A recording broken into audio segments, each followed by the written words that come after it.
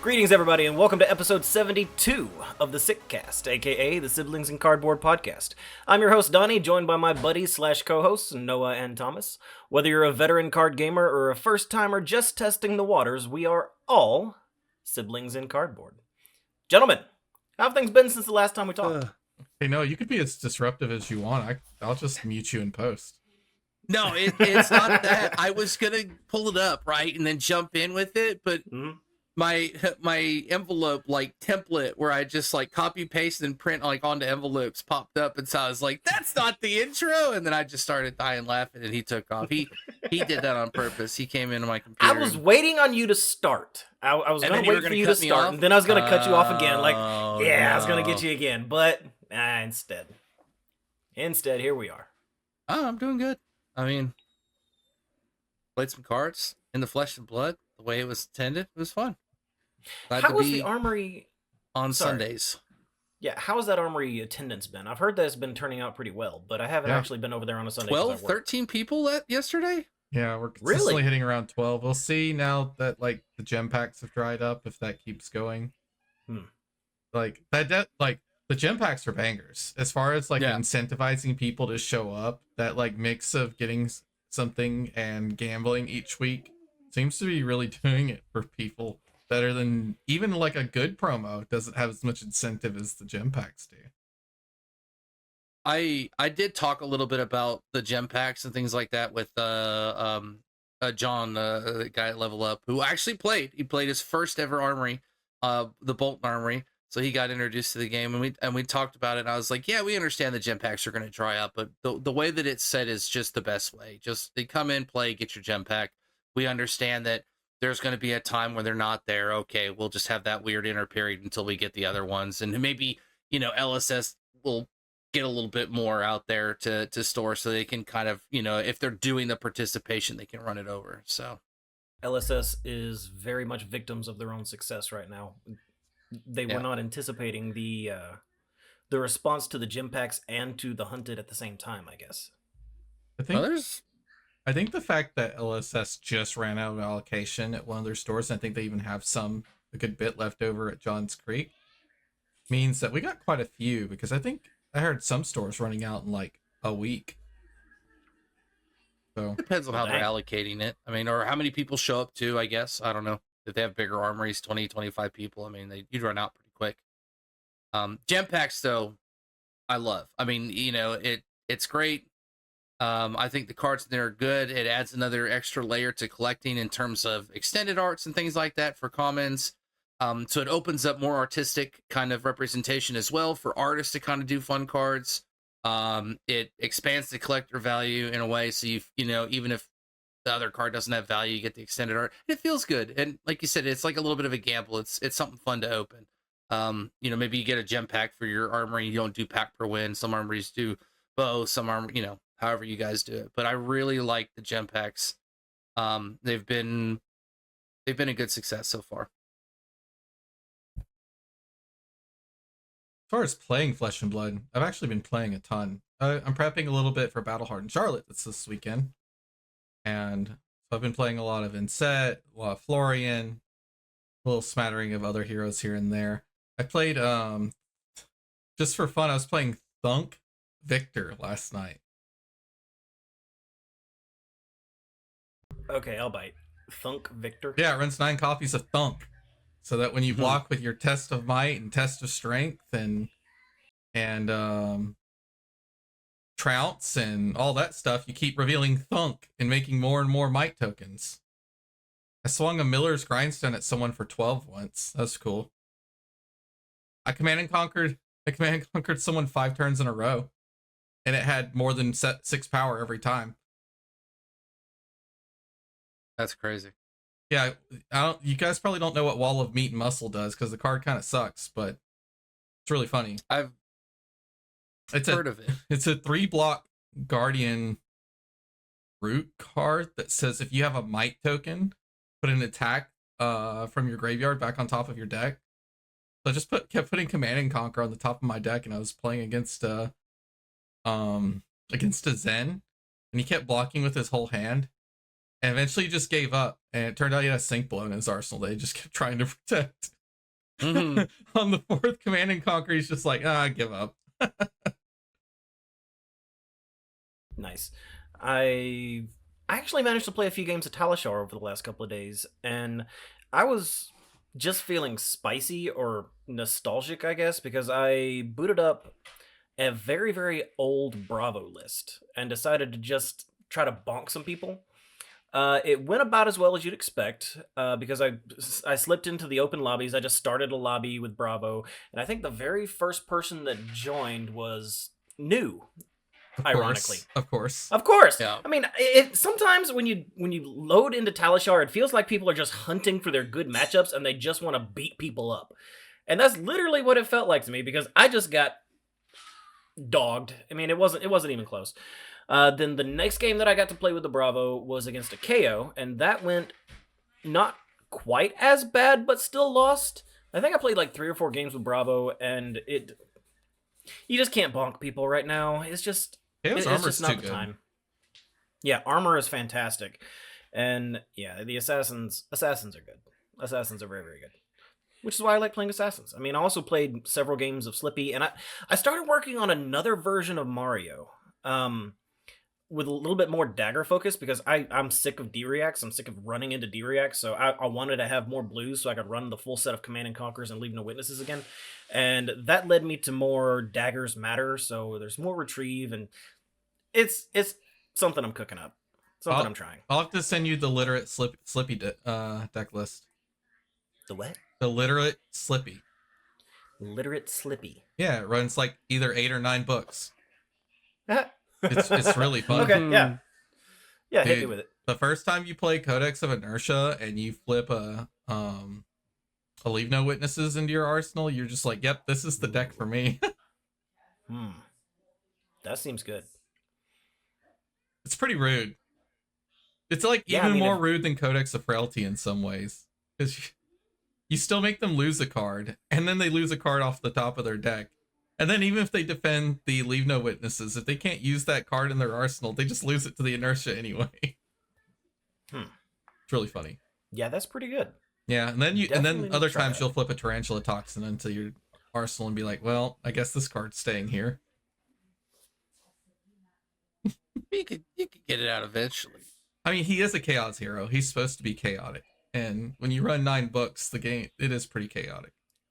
Yeah, and Schism is also very, very, very good. I really like playing Schism. I don't think you run Schism in this list. Well, that's a shame. I mean, you've got 9 books. They're all acting like schisms in a way. Yeah, hit me with it. I'll try it out. But It's yeah, fun. daggers matter. Like I said, I've been playing Tom's list, and I like it, but like I said, I don't like not having Command and Conquers and not being able to play the CNC. So I want a few more blues in the list instead of going all in on the red stealth stuff. On Slippy or Mario? Mario. Okay, as I say, I think Slippy has to be kind of like a head jab with on-hit stack. Basically. But yeah, Mario's pretty versatile. And yeah, Command and Conquer's a very good card right now. There's a lot of defense reactions in the meta. Yeah. Yeah, because there's so many assassins. I mean, which is fine. It's fine. I'll deal. But backstab is good. Backstab is very good. It just needs an on-hit. You know what combo that I've been really enjoying playing with? What's that? Kiss of Death with Toxicity. Oh, yes. And then Pain in the Backside. Ooh. If anyone who doesn't know, yeah. Anyone who doesn't know how this, okay. It is pretty disgusting. It's like if the opponent can't block or just decides not to, you go Toxicity Yellow, which is the one that makes you lose 4 life, and you to go Kiss of Death. If they don't block, they take 3, then 1, then 4. Right. Yep. Then you swing with Pain in the Backside. If they take 3, they take another 1, and then another 1, and then another 4. Uh-huh. And then the toxicity hits again. The toxicity is just anytime the next attack that you threw hits, and Pain in the Backside makes Kiss of Death hit. and then Right, you 'cause throw, it's a and then dagger. you can- throw another attack, and then flick the Kiss of Death, and then they take another 1, then 4. So Yeah, that's gross. Kiss of Death is a 3, but it only counts as a 1 when flicking or when pain in the backside. Yes, Because pain in the backside literally says deal 1, right? But it procs the Kiss of Death on But hit. it procs the Kiss of Death on hit for 1, and it procs and the the toxicity for another 4. Also worse with Spike with Blood Rot. Yeah, that's true too. I mean, the combo is super degenerate. It really only punishes people who decide not to block, because it's all head jabs. Just put 3 block in front of it. I mean, the Kiss of Death is really hard to block because Tarantula Toxin kind of messes it up. Right. But if you're just saying no blocks, Toxicity Kiss of Death can kill you from I think it's 22 health. That's crazy. You're just dead. If you just say no blocks, it just kills you. You're just dead. I don't want to be dead from 22. I know. It's wild. You're auto dead from 7. It's uninteractable unless you have shelter from the storm or some other prevention in your hand. But toxicity is kind of bad without Kiss of Death, so I guess it's a fair trade-off. Right. I mean, if they line up, they line up. So, before we started this episode, we were talking about a card that's integral to this kind of deck, and one that, how many copies did you still need, Donnie? Of Yellow Shred? Oh no, I got my copies. I just, somebody in the Level Up Discord was asking about it, so I was just checking with Noah to see if he had any extra copies. But no, I have the 3 that I need, but that's pretty much all I've got, because I didn't buy into Dynasty, back when it first came out, so I don't have a lot of extras. I don't have a lot of bulk from that set. It's Shred is Dynasty? Oh my god, Yikes. dude, it's crazy. I thought it was Outsiders. That's why it's so hard. It's a rare from Dynasty. It's also yellow, and I feel like shreds don't come up in that set as often as you'd think. I'll have to go through I'll have to go through our bulk that we pulled together from when you were buying and I was buying all that Dynasty and Uprising. Yeah, that stuff right behind you there. And then I'm gonna go through the stuff under my bed and try and figure out what I have in terms of yellow shreds and stuff. I'm in the process, like I said, of resorting everything, foils and rares out, and then trying to reorganize the common bulk at least by set. That's about it. It's gonna be by set. I don't care enough to do it by talent. I have a full quarter box of all foils too, that I kind of packed super tight so that they wouldn't curl. I'll see what's in there. Maybe we've got there's probably some $100 worth of shreds sitting in there. Gold mine, because looking for scraps on that list too, and I'm sure there's some others. Yeah. We'll talk about it. Snatch is on that list now too. That's all right. I know. Just when you think you can get away from these expensive cards, I still consider a $3 card. Wait, is Snatch $3? Snatch is $3. What the? From WTR. That's wild. Well, we're gonna be in a wild year of Flesh and Blood, both play wise and market wise. You need to stay ahead of it. How do you stay ahead of it? I don't know. It's actually really tough. If you just started playing 2 years ago and bought cheap WTR and History Pack 1, you're good, but otherwise you're kind of screwed. Yeah, you're feeling pretty rough. It does feel rough. Speaking of that, probably a decent segue. We can just jump right into how do you stay afloat.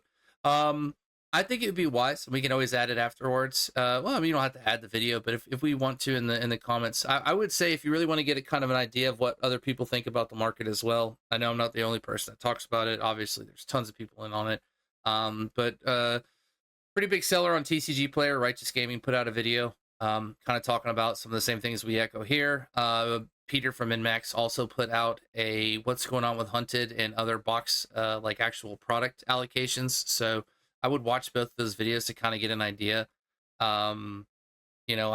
People have probably seen that Hunted has a higher sort of box selling rate right now, than in any other set. Now, granted, we already knew there was going to be an MSRP hike, but the print status of Hunted and the low allocation, what I mean by that is, and you can watch the video yourself with Peter, One distributor will give him nothing. They don't know what's going on with Hunted when they're going to get. The next one can give him 8 boxes a week or 8 cases. One of those two. Either way, it's very low. So you got to think about it. Like a game store getting 8 boxes a week on a product that is in such demand. It's rough. To the point where they don't have Hunted singles, and I don't blame them. I mean, if you're selling at market price on these singles, and everybody needs 3 copies of a card, and more people gravitate toward a hero that's meta, or that want to play, any of the assassins because they kind of all use similar cards in the card pool. Or there's newer players that come in. I mean, things like Shelter, like Command and Conquer, they're going to keep their value. They're going to stay pretty high. I mean, we saw CNC drop, but the fact that it hasn't gone down lower is just a testament to people still needing 3 copies of these cards at a time. And we are not a Pokemon world. We are not a 1,000 items moving per day and another 86,000 being listed. We don't operate on those metrics. We sometimes cards only have 1 page, and I think Wright just talked about this as well. It's bought out instantly. Some do it to manipulate it, and I don't agree. When I talk about speculations, I want everybody to be full aware that I don't take all the cards and create a top end. I don't do that because to me that's one, it's too big of a risk. I don't have that type of liquidity just sitting around where I can sure, I'll buy $50,000 worth of a Fable or something. I won't manipulate it that way. I want a card that's 20 cents that nobody's playing. That's what I mean by speculations. I want everybody to be full clear about that. I don't agree to it. I don't like it. People do that in all sorts of different markets and games. I mean, you'll see it everywhere. And MMOs, whatever it may be, there's always that I could just buy it out and relist it. And now I have a big overhead and I've kind of created the price. And other people will kind of come in and undercut each other until you're somewhere where you're still making a higher. I'm not going to do that. That's gross. So what I'm talking about is getting your cards low before they're even usable, because this is such a volatile game. And I think that is the sentiment that Righteous Gaming is echoing, as well as I will echo every week. I will try and tell you what I think might go up so that you can have a chance to get it before people go in and buy it just to buy it. What would you buy off meta right now? Off meta right now? Mm-hmm. Maybe. Oh boy, I don't know. I've been cooking in the kitchen for really silly things though. So right now, all the hype surrounding high seas and the speculation of what the classes are going to be. My money's still on Pirates, Rangers, and Brutes. So Brutes would be the set Brutes, that Guardians, the class I'm looking at. I would do Ranger as well. Although we're going to talk about some Ranger cards. They're coming up. Ranger kind of got maybe not leaked a little bit. So there will be Ranger in high seas. Yeah, let's just be real here, okay? There's most likely going to be a Ranger in high seas. Just. I mean, it could be an expansion card, but that would be, man. How mad would I be? It might be. You might be getting whalered right now. Riptide might be a whaler. Just one card. We're whalers of the moon. We carry a Ranger's still good, right? Because there's only 2 Rangers active. Seems great. Brute, really good. Brute has missed a set. Even if it is not this set, we will get a Brute set. Go for Brute. Guardian before Mastery, because people are going to drive the prices up. So I told you that last week. Those are my 3 right now. Also, I think there's some weird illusionists, and when Zen rotates out and Enigma rotates out, that's a great time to pick up Majestics or Mystic cards. And things like that. There will be other Mystic heroes. There's no reason for them to create a talent pool and then not evolve on it. Now, will it be this year, this time? No, but that's what I'm saying. This is what I mean by the long haul. If you're talking about future Mystic sets, you're talking about real long haul. They are not going to bring anything Mystic related for years. I would say, though, if Zen cards drop in price, it's a solid investment. If your locals ever have a skirmish that's Living Legends, Zen's a solid deck. You just basically play the same deck you play in CC, but you add Artibor to it. It's really good. 12 Petal Kasai is $7 right now. It'll probably go even lower once Zen LLs, because nobody can use it. That doesn't mean nobody's down the road. $7. Yeah, I was Rainbow one of the most busted chess pieces ever printed. I know. $7. And so, I'm not saying I'm going to make $1 million, tomorrow. This is literally you just sit them over there in the corner and you forget about them, like my Vipoxes, which are actually right here. I might go buy a Kasaya right now. Weirdly enough, Vipox is slightly trending up, and it makes me smile every time. But we're not going to talk about. It's not real yet. It's not real yet. Anyway, but always you always want to stay ahead in that sense, especially with things that you kind of know are coming up. Everybody can see the Mastery Guardian pack. Like, it's not a surprise. Will it make Guardian playable? Who knows? So why not get your Prime to fights for like $1 and your bet begs for $1 before somebody speculates on them, or like people go, oh, what if, and then they're 5 or 6 or 7 or 8 or 9 or 10, and then if the deck's good, it goes even higher. Yeah, what if we get Betsy's log in high seas? I don't know. This is what I'm saying. So I am of the opinion where you don't want to go crazy, but if you ever have, like, this is for players, strictly players, if you ever have an inclination or an inkling that I would want to play this hero someday, just get a playset. That's it. That's all I'm saying. Get your playsets cheap. Standard art 12 petal Kasaya is $22. Yeah, it's criminal. It's actually criminal because that chess piece is, 1, gorgeous, and 2, busted. Crouching Tiger Ninja will come back. Like, it's that is a Mystic Ninja chess piece. That might be why the price is low. It's literally only a Zen card. Yeah, because Zen is right at the top of the Living Legend leaderboard. So we're gonna. They don't seem to be afraid to print new heroes. So we'll see. We'll see how long it takes to get another Mystic Ninja out in the woodworks. It's gonna be for 9 months. Years. For 9 months since Stromai. Not even 9. 8 months? 8 months since Dromai? Oh, but Dromai's coming. I don't know what. Also Dromai, by the way, yes, every one of them has an Ash card. There's no way. Or a Dust from. They already had the set that Briar would have been introduced in. They even printed her Rosetta Thorn. Yeah, but like Dynasty didn't get popular till 8. How many sets down the road? So this is like a what will come kind of a thing. LSS works on their product cycle can't really predict heroes hitting Living Legend and then releasing a hero within like a year or even 2 to replace the hero that LL. Well, I have no well, how do I put it? I don't think LSS has a roadmap. I think they retroactively fit things. I think they have things designed, and I think that they will retroactively move things up or push things back depending upon how it is adjusted. Okay. So they might have Briar around, I believe, and Dromai ready to go, but they're not going to do it until X, Y, and Z happens, or like they'll either move it or shift it. So I'm not worried. Like there's no way they're not cooking up all these heroes and they've got them ready to print. They just want to make sure it's the right time so that it doesn't do anything to the game or the imbalance or cause a weird interaction. Okay, so they've said several times that it's more about what story is this telling. James cares so much about the flavor and everything of the sets and the cards that he designs, and that's the most important thing, is how does it fit into the narrative of the game as it's evolving. Like, if you listen to that dev talk that they did not too long ago, they said that they didn't know that Arachne was going to be in the set until they were halfway through developing it. And then they were like, oh, this absolutely makes sense for Arachne to be in the Hunted. And then the rest of the set just kind of evolved around that. It makes sense that things can shift around based on what makes the most sense narratively.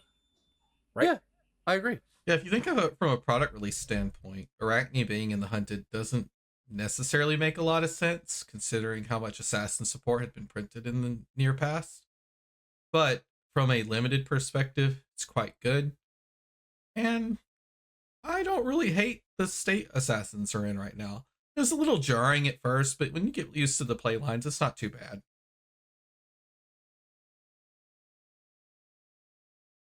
I'm thumbs up Hunted. I had to detract my like doomy gloom when it first got announced. I was just like, the set looks like ugh, and then it comes out and immediately makes Syndra. I think Hunted is a good set. It's a great all around, good collector value, great everything. I just think it was widely more popular than anticipated, and so obviously there's a little growing pains with it. So I would say just bear with it. I know it's tough to find some singles. I would honestly, I mean, boxes are still great EV, but I mean, you're still hedging your bets. Let's be real. If you want the chase, if you want the feeling of opening it, I mean, it's pretty much the way. If you want to do draft, if you want like, I want to do the box for X, Y, and Z and still feel like I'm opening the cards, still a great time to buy a box if you can get it like 100, 105. Some stores have it like 110 and some maybe even higher. You can't even fault them for it right now because they could open the box, sell the singles if they really wanted to. They're choosing to allow the player base to open and have that kind of interaction if they want. Because the supply is so limited and they can sell it for that, they're going to sell it for that. I mean, you can say gouging, it's just business. It's just supply and demand. I can't fault a store for putting it out for 110, 50. It's what it is right now. In fact, if they don't do a major reprint, it'll probably go up. So you got to look at it like an investment. I mean, I hedged my bets with Dynasty once I saw the trend. For that reason, because I don't want to live in a world where I can't open up a box of Dynasty. Yeah, and considering the fact that LGSs have been beaten over the head with Pokemon and Magic box prices for so long, and the margins on those are so very thin, actually being able to make some money on a product means maybe there's going to be more LGSs leaning into Flesh and Blood. I mean, I would love to see more local stores offering singles or heck, pulling in more sealed product. Just let's keep the game growing. Absolutely. Yeah, I like I said, in terms of that and how that operates, Peter has a great video, talks a little bit about the whole, these most recent sets have been less toxic in terms of sitting on the shelves for so long and not moving. And so it feels good. It does feel good. You got to give it up. They've got expenses, vacation, 401ks, insurance, you know what I mean? Like, this is somebody's kind of little dream that, they're growing. So yeah, somebody's got to always support. Exactly. Always support them. I tried my best to shop every time I go to Level Up. There's a little constraints now, but now with the current thing, I'll probably be back there as soon as tomorrow just to go pick up some hunted. Cause one, I want to open it. I feel like I didn't get the marvels that I wanted, but let's jump in. We got some market stuff to talk about. I want to get to some card prices. I will say always stay ahead of the market right now. And this is going to be a rocky year. I don't even want to sugarcoat it. If reprints don't happen, you are going to see card sets, boxes, cases that you didn't even think could go up will go up because the more players that join, the less volume we have. We just don't have it. I mean, I'm one person. I'm not a mega store. I'm not buying people's collections left and right. Like all these, I don't do any of that. And I know I'm being like tapped hard on certain singles that I'm trying to be competitive with on the market. It's got to be the same for everybody. You cannot keep certain singles in stock the way that they are being bought up, and everybody's speculating or meta shifting or RTN season or battle hardens. Like when Nats rolls around, you are going to see some insane, crazy price hikes. I want you guys to be aware of that. And so I'm saying buy now.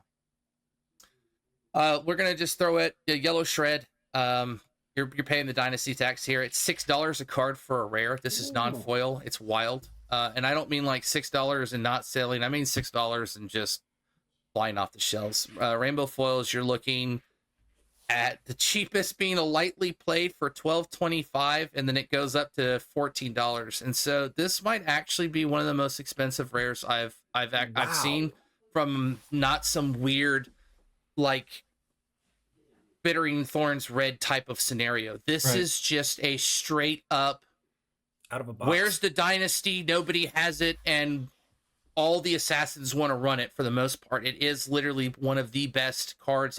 We talked about it right before. It is a yellow, so it pitches for 2. Every dagger can swing off of it. It minuses 3 from a target card defending an assassin attack, so it's perfect on rate with most cards that are blocking. What's not to like about it? It blocks for 3. So, I mean, it is quintessential in every assassin deck, pretty much hands down. Yeah, I don't see why you wouldn't. I mean, News blues. Right. News got some other things going on with that, with the interactions, but crazy card. It might, more people might jump on it, like, and drive it down, but that is something to take a look at it. Poison the Well, just keeping it on the map. It's $12 right now. It went down to 7. Seems to be a more meta-driven thing. People might be trying to get it before Nats. People might be thinking, upcoming events. RTN season might have brought it up. Maybe a lot of people they know locally are playing CYB decks. So always keep that on your radar if you don't have a play set. I mean, you could probably let it fall. It'll fall back down to like 5, 6, 7. Decent time to get a play set. But just keeping you guys up to date that it's currently about $12 a card. And it's up like 25% from last month in terms of pricing. Mind Warp, another card that's on the trend. It's up 72% over the last month. Mind Warp is now, you get a lightly played rainbow foil for $12 roughly. And then they're $12 a card. I would say they're up from like 8 or 7. Not the craziest increase, but it is a dynasty card. So I always like to throw it out there when it comes to dynasty cards. Yeah. That you just don't know where this card ends up in the next 5 or 6 months. So it's if another wizard comes out, announce whatever it is, Mind Warp becomes the hottest thing, since sliced bread. Who knows? This is what I talk about with speculations. You just don't know what will get printed until it gets printed. There are cards that I read and I go one day, why, like maybe like Frightmare. So I picked up my Frightmares for. Don't worry about it. I'm well aware that I'm ready to sit on 50 copies of Frightmare for about 8 years, but that's okay. That's 20 cents a card. Why not? Yeah, you'll have to wait till they're valuable just because they're old, not because they're good. Frightmare will have a use. Yeah, like I see this world. That will too. I see a world where they create an illusion that wants to shatter their own attacks to Phantasm for some effect. It's one that they bring out the one that's on the card Fractal Replications. That's when we're gonna get that type of illusion. You'll see. It'll be fun. How much are fractals? Please, LSS, help me. Huh?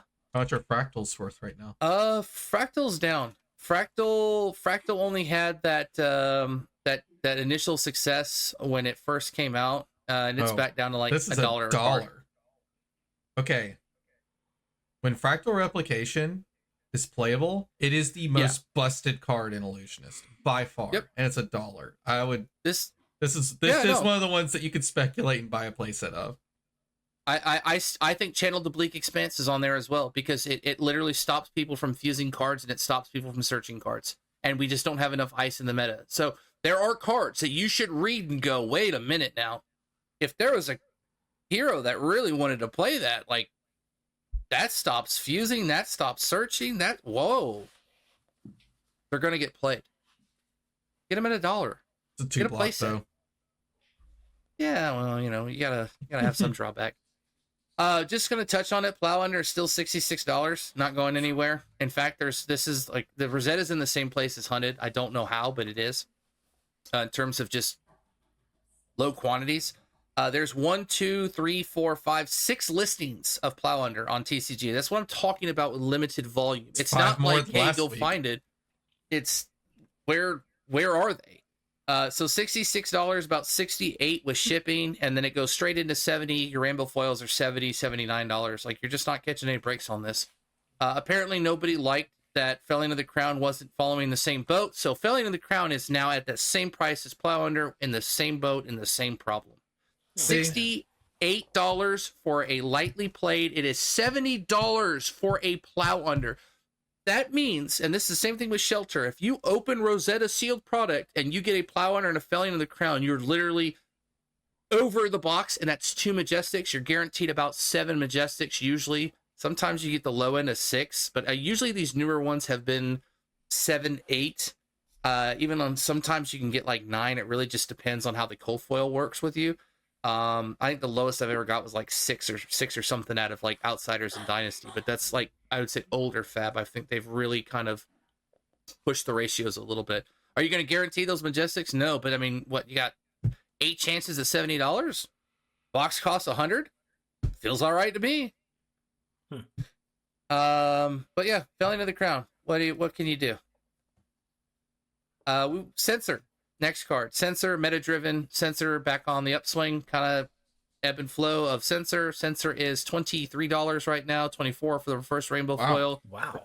$25 baseline for Majestic's Censor for non-foil. The only heroes driving that are like Ira and Zuri or something, right?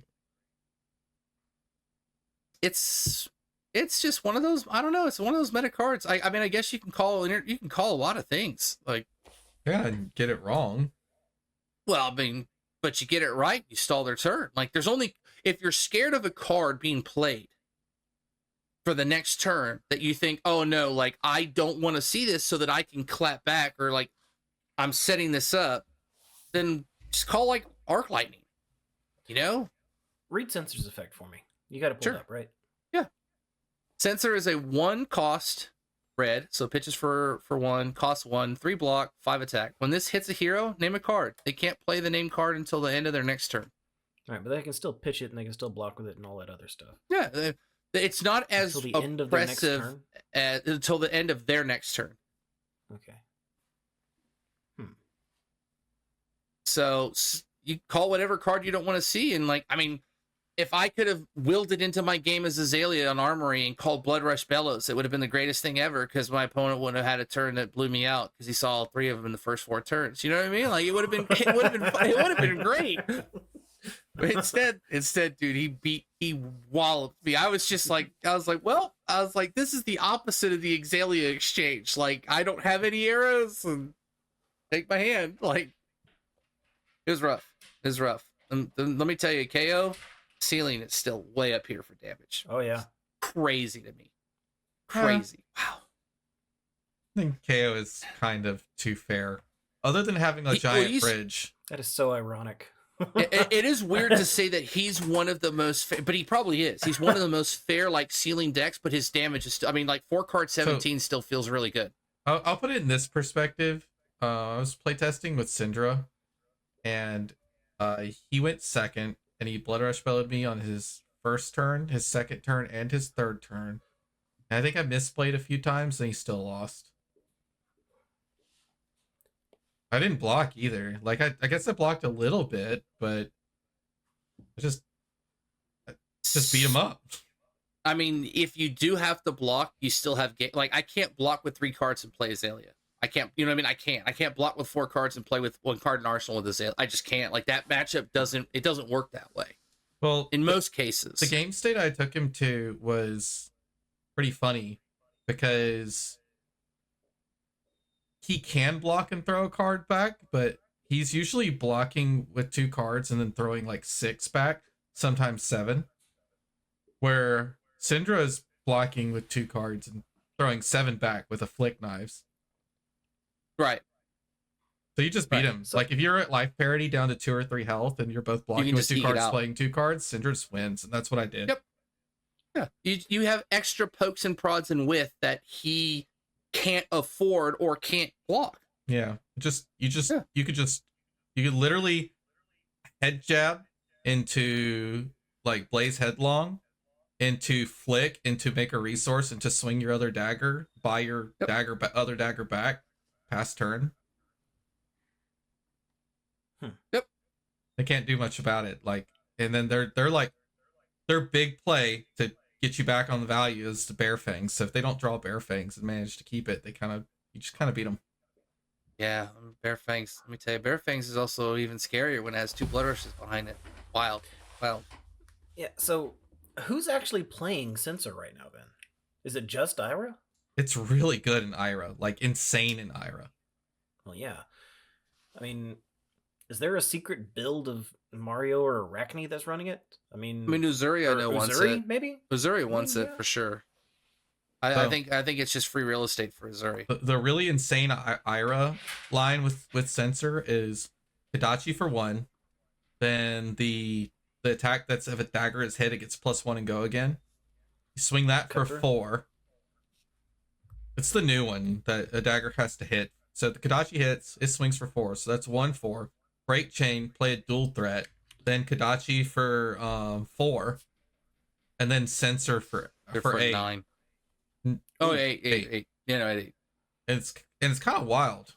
Like, it's stupid, because you at any point you're like, okay, even the Censor doesn't hit. It's because you're having to bluff your whole hand, because you're not going to outvalue. So the it turn. Did hit. In theory, it did. In theory, they called all 3 of the cards. If they block with their whole hand, right? Like, Censor did the same thing, which is why it's so strong in Ira. No, I mean, Ira. Definitely like Ira. Definitely still think that might. I think I built Ira. Well, we'll talk a little bit after the market about this weird Katsu ninja thing I want to run with Prismatic Just I must seriously. I must. Just do it I with need to Ira. stay off the. That's what I was thinking. I was And like, do it with dual threat Ikatsu. instead. Dual threat's just better prismatic ley line. Yeah, but I want to run blue 100 wins. I know. I'm going there. You can do that in Ira. Yeah, I know, but I want to run It's not prismatic ley line. necessarily good, but you can do it. Nobody said it was good. We just wanted to. We just want 900 wins. Right. Next card, Phantasmal Footsteps. Prism's been on the rise. This is should be no surprise. I would just say to keep an eye on it. It's $125 right now for the rainbow foils, about 130, and then it jumps up. There's only about 3 up there for that price, and then it'll go to 145, and then the cold foil is sitting at 170. So definitely have seen a little increase in those those they call them footsteps. One just probably the best like foot piece that she has access to. I think there's some it's games for insane. Meridian Pathways. Well, no, it's for Enigma, but yeah, it's just really good. I mean, it's mainly for Prism. It allows you like pitch a card to block 1, and then you still have 2 left over to either flip an Angel or Soul Shield. Lets you turn a single card into either 5 block, in 5 block with block plus Angel, or a 2 card 7 defensively, which is really, really strong. 2 card 7 that gives you a soul as well. So I was gonna say Soul Shield, right? Is what we're going for on that one. Yeah, that's pretty dang good. Even through Dominate, things like that, kind of helps out. It's always relevant for Prism. They're usually not scared to pitch that card. There's usually something else coming. Gone, Prism gets way better. Because Viscerai was miserable. Viscerai was miserable for Prism. It should be I don't know if I mentioned this. I think I did last week. I just want to keep on top of it. Current funnel isn't going anywhere in terms of its pricing. So I checked on. I got it today. Because I think I sold out in like 10 minutes when I put them up. Like it was that fast. I mean, like they were up, they were down for the lowest, they were gone. Current funnel has 1 listing for $35, then it goes to 40. It's now going to be in the actually 45, the $45 non-foil range, and selling like hotcakes. Armory deck gets announced. People want to see if the power spike's going to be there. Viscerai's gone. Aurora kind of feels. I'm not trying to say Aurora and Viscerai are the same. In terms of like an aggressive Viscerai list and aggressive Aurora, it kind of feels the same. Mixture of attack, action cards, really designing your turn. So you kind of get that same feel. It's arcane damage. It's good split damage. Aurora is already on the map before the Armory deck. The Armory deck will maybe shift it a little bit, at least to the point where there's different play lines for Aurora, so you can't just sit down and you'll be like, oh, it's Aurora, it's going to be this. So we get a little different depth of card pool, maybe a little different ingenuity. This card's just gross. Like grossly good. Yeah. It's crazy. This is card's wild. What I'm getting at is there's like most cards, like 8 listings, and they're getting bought up like crazy. So again, that's Rosetta, right? More of a reason for Rosetta. Rosetta now has 3 pretty much crazy Majestics that are 40 plus, somewhat upwards of 70. Not counting all the other stuff, the Marvels, things like that, and we're going to talk about other cards that have gone up. Same list, gone in a flash. Rosetta. Yep. Now $21. It's just 1 at 21. There's 1 at 27. Then it goes to 32. That's how close we are to $30 to $35 gone in the flashes. In fact, the recent selling kind of already supports it. 2 sold for 32, sold for 35. It just depends if people, get them up there lower. They want to just sell the cards. You can get them maybe 25, but most likely now that to be is about an average of a $30 Majestic right there. So there's Rosetta again on the map. Dude, you're not lying. Right here girls, all of these M's are up so high.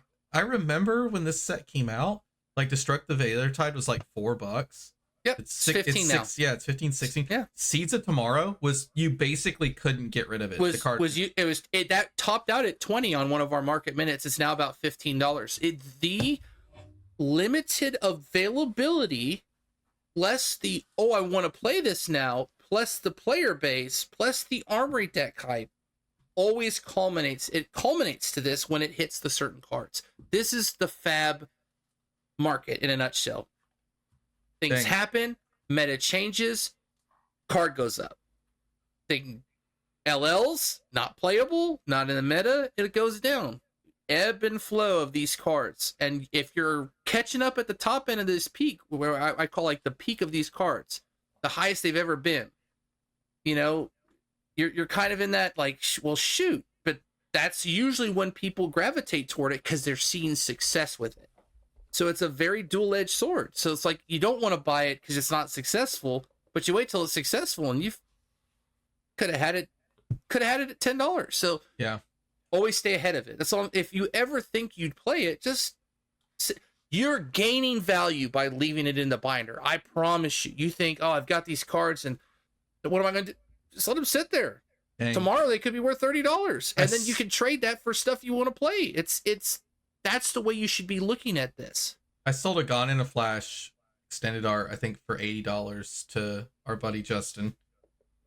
And it is currently worth $155 a copy if you're trying to get a copy off of TCG Player. Yep. Whoa.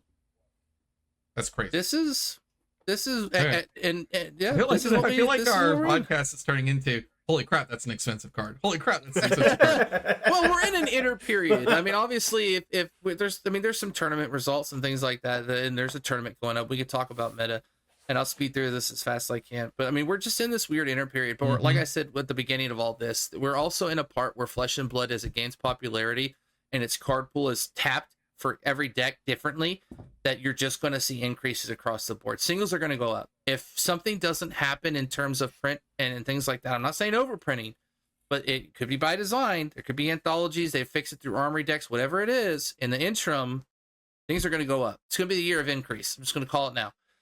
Rain Razors. It's a Ranger card.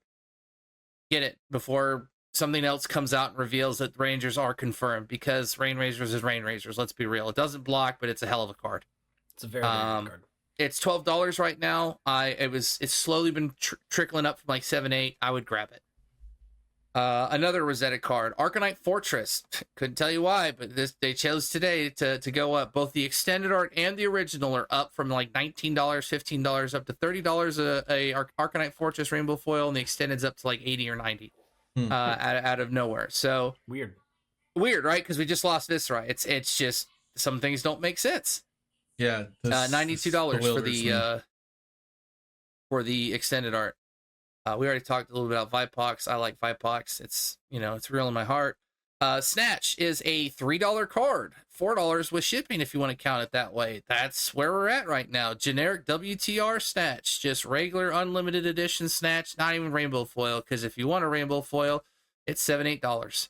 And that's just because where are they? Who's got WTR rainbow foil snatches in the stacks? I'm sure somebody does. And if you do, congratulations. Your card that was once like 90 cents is even better. It happens. We talked about remorselessness. It continues to go up. It's Crucible. Guys, Crucible, I promise you, go try and find it. One, feel good about opening it because it's such a weird set. Dread Trip, like there's cards in there you just can't play at the moment. It is one of the weirdest sets because it just came out at such an awkward time. Its Fabled is also completely unplayable now because it's Arknight Shard, which is a Viscera spec. So it's actually cute in that way. But first edition Crucible, almost unheard of to find, going $500, $600, $700 a box if you want to take the gamble on it. And then unlimited Crucible, also equally as hard to find. Probably $200 a box if I had to guess on it, and it just doesn't feel necessarily good to open. So how are you going to get your remorselessness? You're going to buy them singles, so they're going to be a $30 to $35 arrow. If another Ranger comes out, probably even higher. So might want to jump on the remorseless train. In line with arrows, Battering Bolt, $13 a Battering Bolt right now. Everfest, welcome back to the Everfest grind. The Battering Bolt's a hell of a card. It hits reactions, a lot of reactions in the meta right now. A lot of instants. Pretty good. A lot of reasons to run Battering Bolt. Yeah, it's pretty good against Aurora. So feels good. Feels good to throw a Battering Bolt. It's a 6. It comes in at a weirder breakpoint already. So when you pump it up, if you're playing Azalea for whatever reason or whatever might come out, however they're going to interact with it, there might be a more resources to work with it to fix that 2 cost that Battering Bolt has. But still, blocks for 3, great card. Is a popper technically. technically, in some cases. So you got to work on it that way. Mask Momentum, just want to keep it on everybody's radar. It's $115 right now. Wouldn't necessarily say it's up. Just want to make sure that if you're watching Ninja, it's still pretty aggressively expensive. Not, I wouldn't say it's unfairly priced. I mean, it's a WTR legendary that is hard to find. I'm sure you can go the whiteboarder route. It'd probably be about $90 if I had to take a guess. I could look that up in a second. Grasp of the Arknight, $140 still. You thought maybe Viscerai LL would bring that price down. Apparently did the opposite. They just said it's okay. There's still a Rune Blade. So $140 plus for Grasp of the Arknight, not going anywhere. History pack, same thing, about $120. You're not going to get away from that. Literally probably the best, some of the best gloves ever designed in the game, hands down. Just absolutely criminal how good that card is for its effect, for its block. Yeah, they're like pivotal cards for certain brands of inset. Florian relies on it. It's part of Aurora's combo. Ooh, Chief. Oh, yeah, I forgot about Aurora. Yep, well, there you go. So you get the spike from that. Same thing on that same level. I didn't think this card could spike harder than it did. Dietic Carapace. $80 rainbow foil. Whoa. Ooh, Oh, yeah. Rainbow foil? Rainbow foil. Because I thought when it hit 50, 60, I was like, that's pretty good. I was like, feeling good. Extendeds up to 120, 135. I sold out of all my extendeds in one day. They're gone now. And rainbow foils literally went up to the now highest they've ever been. I'm almost positive, at least since like maybe like right when they were released, $75. There are 7-8 listings, and then it jumps up in actually only 4 at that, and jumps to 90 and then 150 for a damaged rainbow foil. These things are literally flying off the shelves. Okay. Wow. Dude. So it turns out 2 block than 1 block is like really, really insane, right? Yeah. And with Arcane Barrier attached to it too. Yeah, the AB2 is just like cherry on the cake for the Rune Blade class, but the really big thing about it is things like Command and Conquer into Rune Blade, can be really backbreaking sometimes, and you're running 2 blocks, so having a little extra armor to block with. It's really big into Herald of Erudition, 5 dominate, right? So you can block once with the chest piece in a card, and then you can block again with the boots and the chest piece. Cover the second Herald of Erudition. Like, those things drive that up, along with, Aurora being one of the best decks in the format. Pretty good. Yep. Makes sense. I just want to touch lastly on Flick Knives. Reason is I have seen this card at its highest as well. And then I watched it trend down low, and I was like, okay, we're starting to get somewhere. I was like, it kept going down, down, down. 110, I saw it at, some at 100. I was like, this feels okay. I was like, it's eventually going to go back below $100. I said, we're eventually going to get back to maybe an $80, $90. And nope, it's up to $130 again. And I don't actually see it will go below $100 in the relative future. One, it's outsiders. 2, it's just so good. 3, I think it will be a part of the meta so long as there are relevant heroes using it, and there are. So it's just so incredibly build enabling for both Syndra and Arachne Marionette. There's versions of Ira that it's build enabling for. I mean, Slippy uses it. It's absolutely integral for Slippy as well. I've even seen all the other assassins play around with it, just because there's easy ways to buy back your daggers now. So yeah, that card ain't going nowhere. It's going to be one of the best glove pieces in the game for forever. And you don't ever have to block with it. You just keep using it. It blocks 1 as well. It still blocks 1. If you really want to. 130 for rainbow foil, 235 for cold foil. That's right, 235. These cards, Flick Knives was so low before all of this. I just this is what I talk about with ceiling. When I look at cards and I say, what could they theoretically go to? I don't even have a number anymore, because things like this blow way past expectations. I never thought cold foil Flick Knives would go that high. I didn't think it was possible. Yeah, it turns out when you can flick every turn, those gloves get really, really kind of out of control. Yeah, turns out a free 1 value for just existing is really, really good in a game where incremental decisions over the course of the game decide it. Oh, also it makes Mask of Momentum chain carry over. Oh yeah, let's not forget about that. Arguably the highest value headpiece in the game. Yep. But that's what I've got. I mean, I could have probably picked about another 400 cards. Everything feels up. If it's relevant, if it's been talked about, if it's been discussed, if it's been breathed about. Codex of Inertia, people are on it. Promise you, I'd just get a play set. Any type of Ranger card, just get a play set of it. Is that card finally going up? Codex of Inertia is $2 a piece. Slowly gaining a little traction. Maybe $5. There's been people that have been like buying it. I know this because I didn't have any Codex of Inertias, but it said I did. So when I found out my inventory was wrong the hard way, because I went through all my inventory and I was like, I didn't even look at Codex of Inertia. And then I was like, oh, that's why, because I just don't own any Codex of Inertias, because I went through all the cards, and if I didn't touch it, I obviously don't have it. I don't like inventory discrepancies. They make me sad, but it happens. I mean, sometimes I just don't have it. So, but that's what I got. Stay ahead. I don't know. I love it. The market's weird. It's crazy. It's volatile. Always happy and down to talk about the market with anybody. Yeah, week after week, we're seeing it kind of creep up in price, but I think the game is fun right now. Like I'm excited to invest in the game at the moment. Like I want to keep trying new decks. The meta is really fun. So. That's what we're shifting into. I think it's a good. Don't think it's not a good thing for your wallet. It is a good thing for the health of the game, because if there is this, then there's popularity and there's actual want driving it up, is what you hope. And I think in most of these cases, because got to play the cards to actually do something with them, these are players driving it up, buying play sets at a time to use. That's what feels.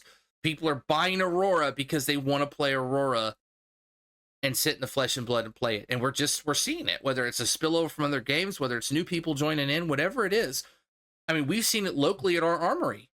3, 4, 5, 6 newer players, at least on Sunday, as well as I'm sure on Tuesday. And so it feels good. The game's growing. It's everywhere. It's global. It feels good. It's going to hurt while they try and figure out a good printing thing, but they need this kind of data to be able to adjust. And so it will fix itself. Just get ready for some rocky prices in the interim. All right. So Road to Nationals is done. Week 4 is over, and RTN season is completely at an end. Viserai hit Living Legend at the end of week 3. So we got to see who the meta was going to warp around in week 4. And apparently it is Aurora.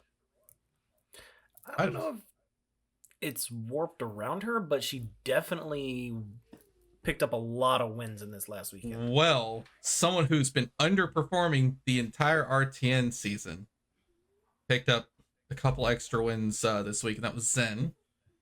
Yeah. I'm pretty sure Zen is fairly solid into Aurora because he breaks the Kasaya on her one good Arc Lightning turn and says, you don't do anything. And it's actually even easier to time than the Viserai shenanigans. So, like, once she plays the Arc Lightning, she's invested. She can't really pump the brakes and wait, where Viserai kind of can, right? You could just go, okay, I'm just going to make Ring Chance to wait for the thing to go away. So yeah, Zen was in second place, tied with Syndra. No surprises. New is never far behind with 7 wins. Nope. By the way, Aurora dominated with 18 wins, with second place being 8. So she had 10 more wins than the next highest. That could be all the Viserai orphans saying, hey, I'm going to stick to Runeblade, and Runeblade's really good right now. So Prism is next with 6 wins. Also not surprising once Viserai was gone, and people who don't really understand, Viserai was a big pain because the rune chant distribution made it where she could never establish board, and then running things like Amplify the Arc Knight Red and Runic Reclamation and Birthday Cake blocking for 9 means he just had poppers that just completely shut down Prism. and still had great turns. He could block with 2 poppers and still threaten like 12, 15 damage.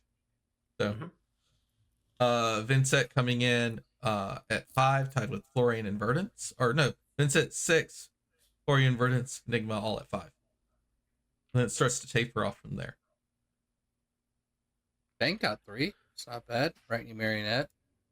Yeah, I mean, like, since we started recording, they actually posted another thing on Twitter. The final results for all of the heroes. Oh yeah, I see that. It's right below it, and it's it was shared by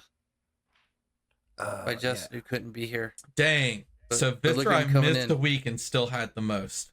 I actually wasn't sure how that was going to turn out. If he missed a week and somehow didn't get first, he was going to be like second or very, very close, maybe even tied first. They actually came out 2 wins ahead at 62. Pretty crazy.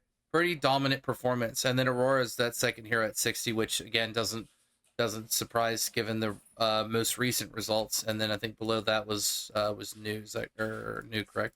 Yep. Yeah, Viserai, Aurora, New, Syndra, and then Prism. What do we think about Syndra's breakout performance since the Hunted came out? I mean, where's she at on the LL board now? Well, I mean, she's probably doing pretty well since she's picked up some actual events plus a lot of RTN wins. Yeah, was she 300s already? She should be at least in the 300s. I'm bringing it up. But she won the calling too. Her math is just so good.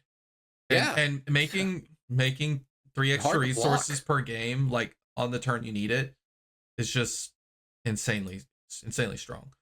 Like, it is not uncommon to Art of Dragon fire someone twice in one turn. It's so nasty. Like, you just go, swing, head jab, flick a dagger, and then 1 for 5, pitch your other, or 1 for 7, pitch a red, another 1 for 7. Or if they like really disrespect and you swing that one that lets you flick a dagger as on hit, get an extra resource, 1 for 7, and then come in with a breaking point, destroy their arsenal. That kind of nastiness. Let's see. Syndra is at 250 points on the dot. Not bad. Yeah. I don't think that's at the same caliber as KO his first season or Zen his first season, but still very high. No. But it's good high. Do you know what I mean? Yeah. It's I'm there and I'm viable, but I'm not running away with it, and I'm not going to LL in the next 2 weeks. So it feels good in terms of an investment in long term that your hero is going to interact with the meta coming up in a way that is not oppressive but still viable. I mean, like, we're talking A tier deck, definitely in the meta. With all those heroes from the final results being above 50, and then like the drop off, right? So you have Viserai, but Aurora, basically New, and Syndra all at above the 50, and then it drops down to Prism at 31. Which Prism in I think, 5th, by the way. Yeah, I think that's very surprising. We're gonna see a lot more Prism. If you told me to choose top 5, I think Prism's always like good and could be a really good sneaky pick. I would not have put her. I don't even know if I would have put her in the top 10. Maybe I would have. You wouldn't have put her in the top 10? No, but I expected a lot more performance out of Ira, and Ira probably edges that out, right? Viserai would have been my first pick. Aurora or New would have been my second pick. I knew Syndra was going to be fairly strong. Her math just looked good. Then I also thought Mario was fine. I would have put him in my top 10. Enigma and Zen, they're Mystic Heroes. So that's 7. Florian, I'm a Florian stan, so I always see him there. Iris, 9. Okay, maybe Prism would have been my 10. Should have been my 10th place. So I'm flabbergasted that she got 5th. Yeah, I mean it's I don't know. There's a lot of representation of different heroes in class. I mean, Dash.io 11. Sure, everybody else is getting 60 and 50 on the top end, but Dash.io with 11, Florian 11, Ira 11, Verdance 9 total wins overall. I mean, it's not Vincent 19, Zen 22, Enigma 23. Like, these heroes have game. Do they necessarily always want to play like the other? No, but like that's trading card games. I mean, there's going to be matchups you just don't want to see, but to see the depth be that kind of, hey, like Ira, play it. You can play it. Verdance, play it. Florian, play it. Like you got to feel good about there being okay. Like I can still do it. Zalia's still up there with some wins. Like there's still game. It feels good to know that unless you're playing Warrior, you can get up there and get your wins. All right. So there are 36 heroes currently legal in Classic Constructed. 27 of them got at least one win during RTN season. Yeah, it looks like Olympia and Betsy are the only heroes that didn't get wins. Teklo Daddy, Huntsman. Teklo, Huntsman. Yeah, Huntsman. Bolton, Uzuri. Wait, Bolton didn't get one? Oh my god. Katsu and Dash, i.e. Dash, yeah, there's just we laughed about Dash. He not getting one. It's just and Max. Max also didn't win any. Well, Max when the armory deck comes out. Mechanologists suck right now.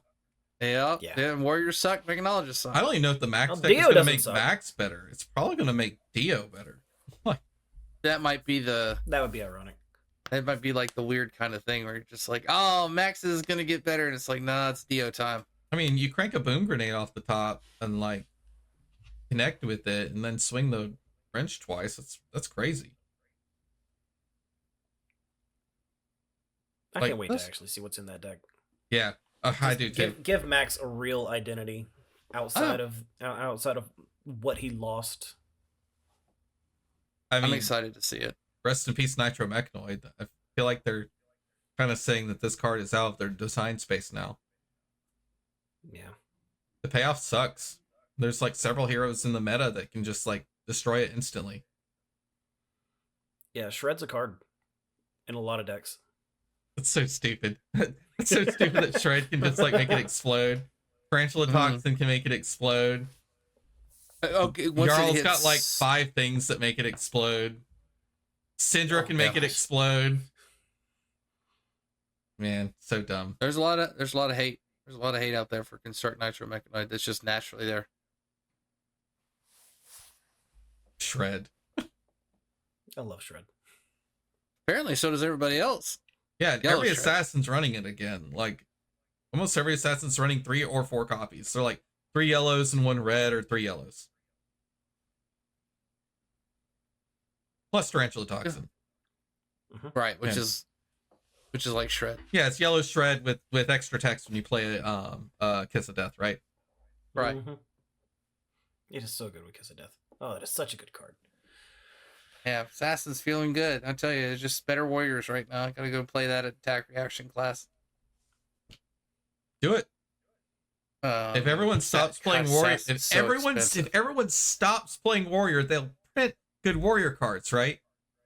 I feel like there's still decent game though. I mean, obviously, I was talking to local the Armory Chris, and he was on Kasai, and I felt like it was a better game plan into Azalea than like normal Dory hatchets would play into Azalea. It felt like Kasai has a way to play off of I block with all my cards way better than Dory, just because swords are free and you got late game and you get better the game goes on. Like that's why we talk about it. The value from the 3 swings is inherently better with Dory. The game goes on longer with Kasai. Kasai just gets better. And the ability to loop Nourishing Emptiness is crazy, especially when most assassins we talked about, which is kind of what you're trying to feast on, can't block it. They might be able to block it the first time. They sure as hell can't block it the second time, or the third time, or the fourth time. And we've talked a little bit about Decimator swap-ins for Assassin and things like that. The Dual Wield Warrior doesn't necessarily feel bad. Targeting specific matchups. There's still probably some you don't get to win. But I think Prism is beatable by Kasai, where I don't think it's as beatable or even winnable with the new cards as Dory. So I feel like Kasai might actually be a better warrior right now, with Dory kind of right behind it, specifically dual wield. Just wouldn't necessarily say it's the route Fang is the best warrior. Go. I actually think he is. Did Kasai get that much better with Viscera going? I just think Kasai is Kasai. Like Kasai's inherent. Well, everyone who likes machine. playing Blood and Piss decks. So right, which red, yellows. Stone. Yeah. Kidney Stone Kasai. Yep. Everyone who likes to play red and yellow decks got better when Viscerai went away. I don't disagree that Fang is a strong warrior. I just think he has a way, like, once Fealty's out, amazing. But with things like Scour in the meta and Summer's Fall, it feels rough sometimes to get those Fealties rolling. And if you don't get the Fealties rolling, you feel sad.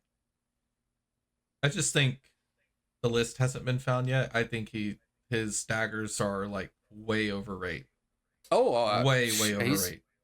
He's got some nasty line, like crazy damage. And I'm telling you, you put those fealties in, and it's free. It's crazy.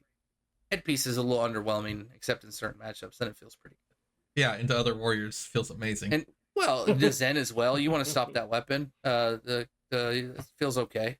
Doesn't feel bad. Stops daggers. Feels okay. Let's just say it's okay.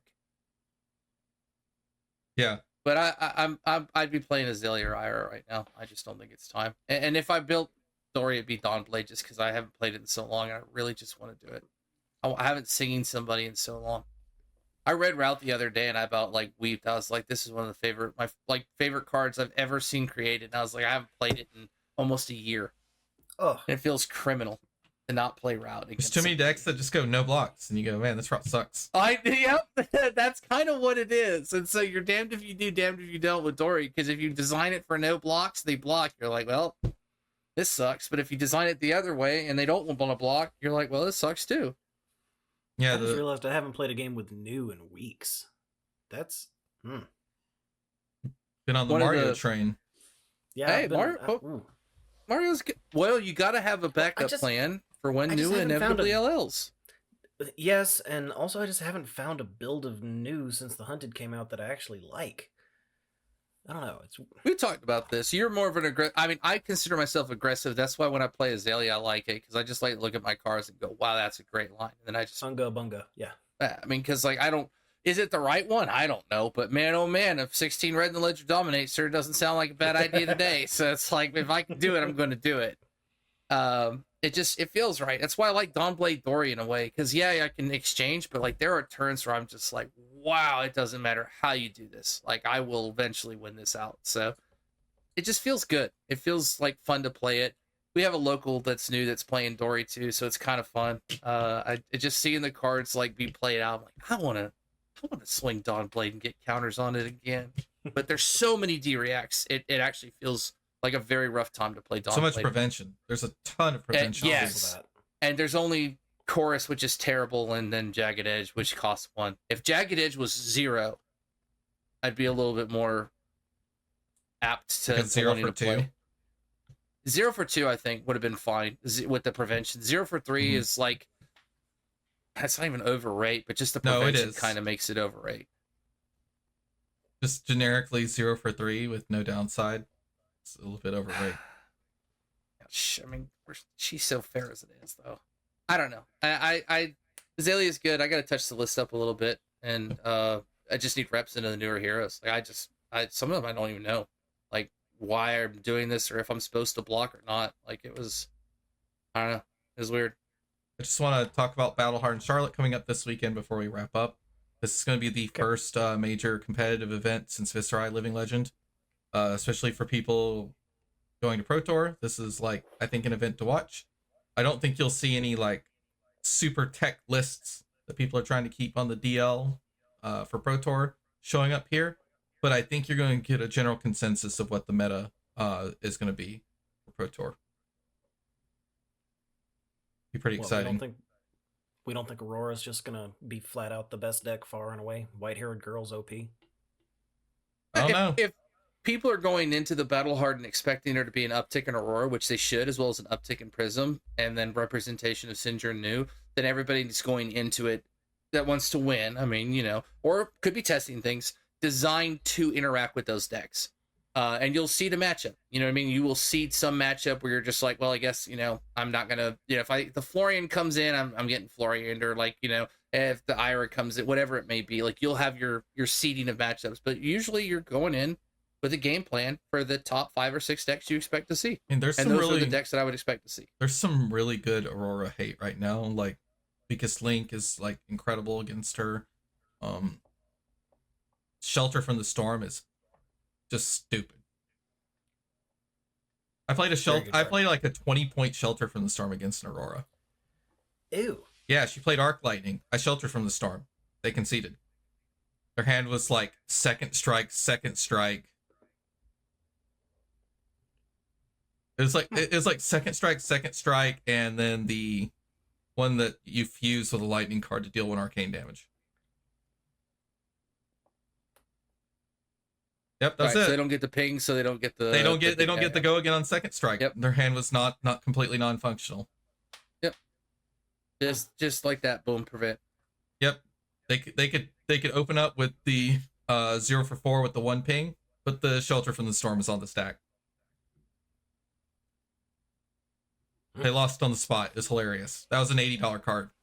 So, dude, sometimes when I discard Shelter from the Storm, I'm like, that's an $80 card right there. That's an $80 card right there.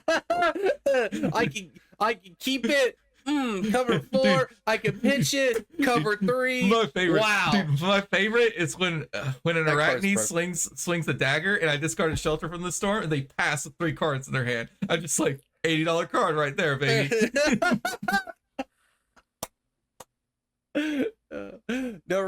Oh, it's so good. If your hand is like Mark of the Black Widow, Redback Shroud, and like some other red card, you're just like, well, my hand now does nothing. I guess I'll pass and try again next turn. Yeah, it's really funny. Yeah, it's a way to interact without interacting. It's well timed.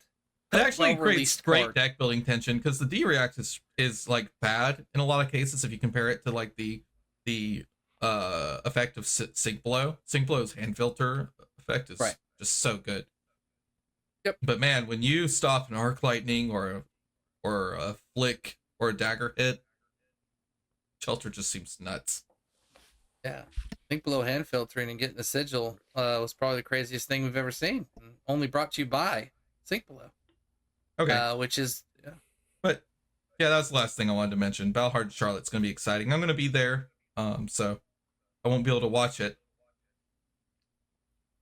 Hopefully, I get to make a meta splash. I'm taking Vincent. Yeah. Taking Vin. Yep. Think Vincent's a fine choice. I don't know if I'm actually going to go or not. It depends on how much schoolwork I can get done this week. Were you thinking about going? I was thinking about going.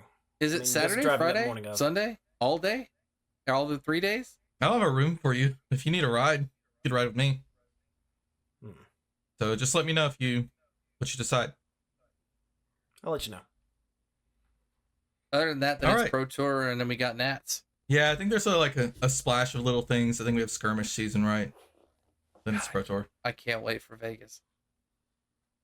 All right. Well, I think we've been having a lot of fun with the podcast recently because I think we've been going to the 80th minute almost each time. But yeah, that's not a bad thing. So many tangents, but you know, like we've said before on the pod, this is a hobby. This is just fun for us, and this is just a couple of guys hanging out, shooting the shit, just like we're at an armory. I mean, that's the vibe that we've been going for, and I love talking to you guys. Yeah, it's just fun every week. If we're not bored, we're gonna keep talking. Yeah, right. Exactly. And if you're bored, come back next week. No, man. To be fair, if you've made it to like the 50th minute, you've already like completely filled out the YouTube algorithm. Like we even care about that anyway. But yeah. I mean, if you're hearing us dog you for actually making it to the 79th minute, we love you. You win. We do love you. Yeah, definitely. No, we do love it. We do love the support. I've always heard good things about it as well, from just the stories, the market minute, and all that stuff, as well as the interactions. Speaking of the support, we did get a comment on last week's video from. Gosh, hold on. Let me actually pull it up because it was really cool. It was. Where's it at? Sorry, looking up live. Mm-hmm. There's no better way to do it. Yeah, that's how we know it's authentic and original. Panic. Fill the dead space. Fill the dead space. It was Windrunner. Windrunner said, I love this podcast. It's always an instant listen. Thanks for all the work that goes into the show. Just, we do occasionally get feedback like that, but comments like that, it just makes you feel good. So Windrunner, shout out to you, man. Thanks for the comment. I've had people ask for merch, so I No don't way. know. Oh, that means you have to put effort into it. And Look, I No! think we should. No. We just need a shirt. there is some effort, but I think our casualness is what helps keep it fun because we're all busy adults. Yeah, life happens. What would be our merch? I guess we'll have to think about it. We should have a shirt for Vegas. I mean, people Or a hat. recognize me, and I find it kind of. They're just like, "Hey, look," and I'm just like, "Wow," like it does. It feels like. Wait, do people I'm not- recognize you, or do they recognize your hands? I don't know, maybe a little bit of both. Which I do need to get back to cracking packs. I'm actually going to upload after this. People after never this forget a podcast. degenerate that's in their own hobby. Like, Yeah, you're that guy who's just sitting on boxes and boxes. With 100,000 Vipocs just waiting. Just waiting for my day. Not 100,000. It's only 30 copies. All right, so here's something else for anybody that's made it to this point in the podcast. My next article that I've got to write for Fabric/Card Gamer is going to be, why is Flesh and Blood so expensive? And if you have an opinion on why you think the game is so expensive, put that in a comment for me, because it may work its way into my next article. I'll put it in a paragraph for you. Look. Do it. Oh. Do it. I might quote you. I might give you a direct quote. We'll see. Suffering Good. from success. Yeah.